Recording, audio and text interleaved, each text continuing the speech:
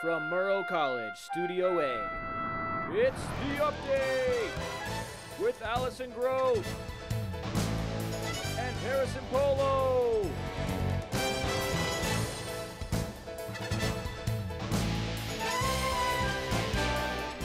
Good evening, I'm Allison Gross. And I'm Harrison Polo, and this is The Update. The WSU chapter of the Pi Beta Phi sorority lost recognition from the university after accounts of hazing and underage drinking. This marks the first case of underage drinking in WSU's history.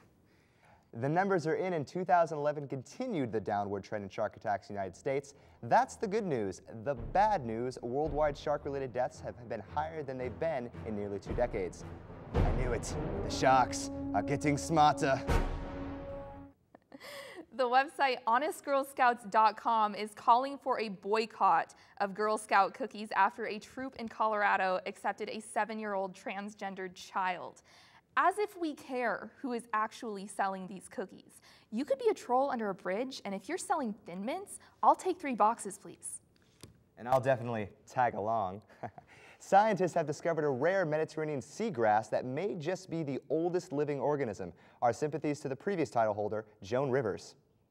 Rick Santorum gave us a bit of a surprise by sweeping 2 caucuses and a primary, complicating the Republican nomination race. For those who haven't been following this, The Update has you covered.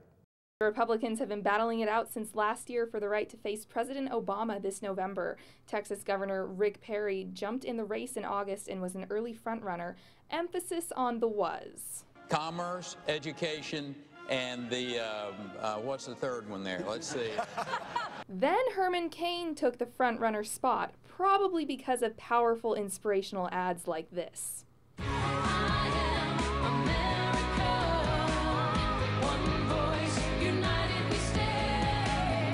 Unfortunately for Cain, some ladies from his past brought up some unmentionables, forcing him to bow out.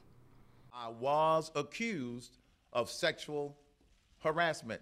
Falsely accused, I might add. Former House of Representatives Speaker Newt Gingrich defied the odds and became the next frontrunner and was clearly humbled by the process. The odds are very high. I'm going to be the nominee.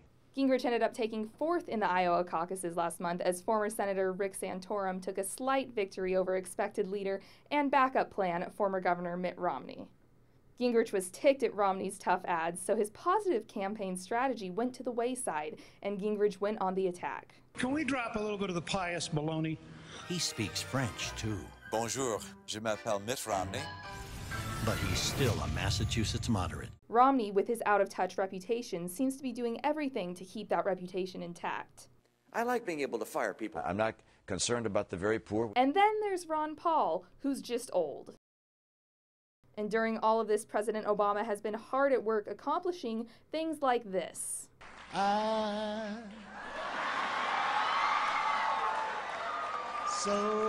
in love with you.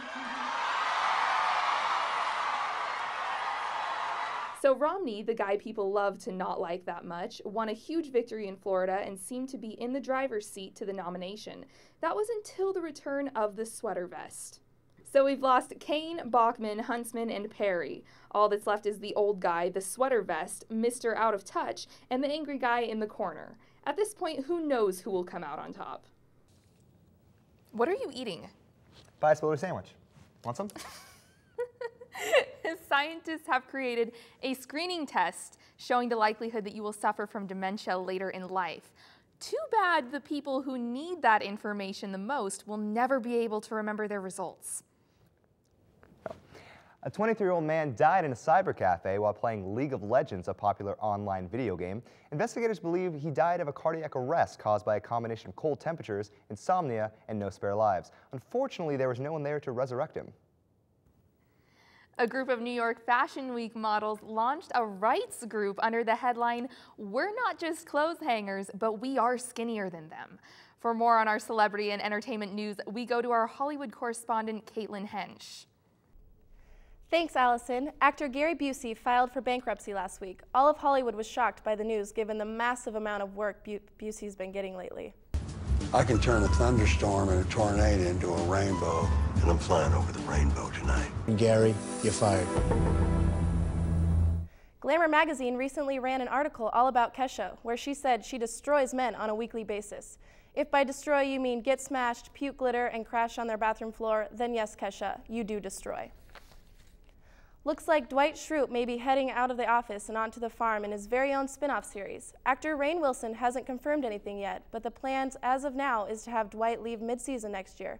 Given the quality of the show lately, here's the update's official reaction. No, God! No, God, please, no! No! No! Popular artist MIA announced that she is calling it quits with her fiancé. So listen, MIA, here's how we actually feel about that. 60-year-old action stars Sylvester Stallone and Arnold Schwarzenegger ended up in the hospital together after taping their newest film, The Tomb, also known as The Tomb. We actually have a sneak peek from that film. Get to the chopper! Coming up, find out about the not-so-lost city of Atlantis. Stay tuned after this short break.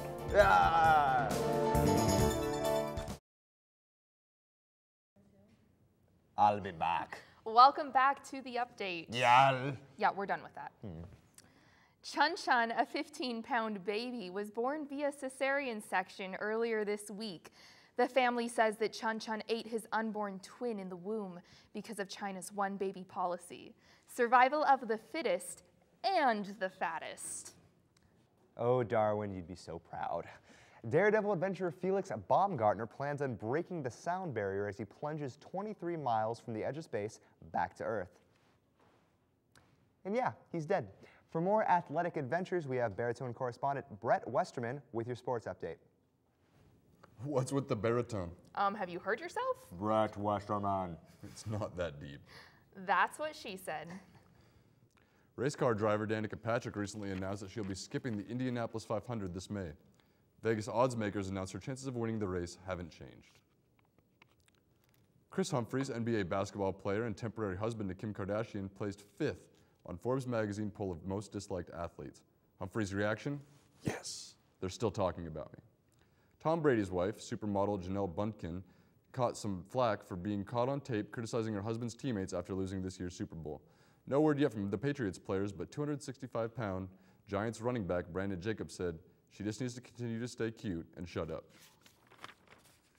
Oh, I'm sorry, there's more to the quote. Continue to stay cute, shut up, or I'll eat her. That's all for sports. Back to you, Harrison. Thanks, Brett. In other news, an Oregon man has been sentenced to 45 days in jail and mental health evaluations after attacking Toys R Us customers with a pair of lightsabers. The Update's own crime correspondent Shane Sweeney is live on the scene at Toys R Us. Oh, Shane. Thanks, Harrison. Police say that on December 14th, David Canterbury swung 2 lightsabers at 3 different Toys R Us customers before proceeding to attack police. According to the witnesses of the incident, police attempted to shoot Canterbury with a taser, but he deflected the wires away. He was eventually wrestled to the ground and taken into custody. Nobody was injured in the incident, and Canterbury has been banned from the store. Shane, do we have any theories as to why he was attacking people at a toy store? Well, I don't really know. I mean, how can we as mere mortals expect to understand the circumstances? What circumstances could possibly justify attacking innocent customers while visiting every child's favorite toy store? Well, what if those were the last 2 lightsabers in stock? And he was just so excited that he finally got his own lightsabers that he had to show them off to people. And his joy was mistaken for aggressiveness. Wait, are you wearing a robe? No. Well, either way, I think swinging lightsabers at customers and police sounds a little bit too aggressive. To understand the power of the lightsaber, you can't just gaze upon its glory. You have to see it in action. And what better way to do that than with a fighting demonstration? So you're saying the police needed a fighting demonstration? Well, the guy probably realized it's kind of hard to do that on your own, so he saw the police and he was like, hey, I can fight them. They've got batons. Granted, lightsaber's definitely going to beat the batons. That's probably why the police started using tasers on the poor guy. Are you kidding me? And yet he was able to deflect them. The amount of concentration that takes, we're talking about a highly skilled warrior who is definitely misunderstood. Shane, you've completely overlooked the fact of what he was, and he probably needs mental health treatment. This man is obviously troubled. That's not what he was talking about, though, when he said that. When he said that, he was really talking about finding his own Qui-Gon Jinn, his own master. It can take years to find a good master. I'm still looking. This is unbelievable, Shane. You completely disregarded the script, the evidence, and you just created your own story. No, I haven't. We probably should have given the story to someone else. What? No, I did a great job. I just told the story in the most unbiased way I could manage. No. Shane, Sweeney, everybody. We'll be right back after this break. Welcome back. Valentine's Day is just around the corner, so our senior love correspondent, Henry Wilhoit, went out to the WSU campus in search of love. My search for a Valentine led me to the Student Entertainment Board's Love Shack Up All Night event. There, I attended a kissing workshop where I met sex educator Tracy Bartlett. A lot of times it's in a much more intimate environment. Apparently, this couple thought they were in an intimate environment. Oh, bad technique on his part, by the way. Back to Tracy, though, who gave me more information that I already knew about. Apparently, she thinks that kissing is a sex on-ramp. I've heard that story a million times, like, oh, it's kind of hot. I was thinking he was going to go there, and I kissed him, and there was been game over. Access denied.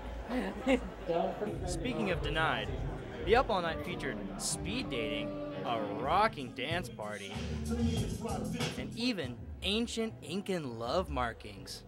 But Tracy's master kissing techniques were still the main attraction. Another kissing tip is the workshop was definitely entertaining, despite the girls being immune to my charm. It wasn't a total waste, though. Reporting for The Update, I'm Henry Wilhoit. Former John F. Kennedy White House intern Mimi Alford claims to have had an 18-month affair with the president after he seduced her. A president and an intern? Weird. I love interns. That was an awful impression. Google Earth fans across the world claim that the program is photographic proof of the undersea civilization of Atlantis. Google Earth has also revealed evidence of Sasquatch, the Loch Ness Monster, aliens, Mothman, and the Lucky Charms guy. Well, that's the update for tonight. I'm Harrison Polo. And I'm Allison Grove. And now, a moment taken out of context.